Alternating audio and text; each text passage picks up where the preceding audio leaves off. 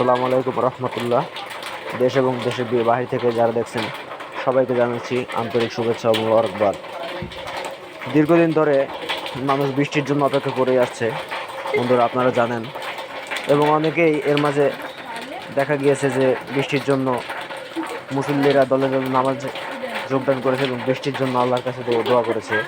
অবশেষে সেই বৃষ্টি আল্লাহ পাক দিয়েছেন, কিন্তু একটু অন্যরকমভাবে আপনারা দেখতে পাচ্ছেন এখানে এখানে এখানে বরফের স্তূপ জমেছে।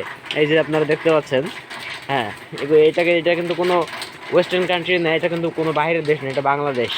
আপনারা দেখতে পাচ্ছেন বড়ই আজব কাণ্ড।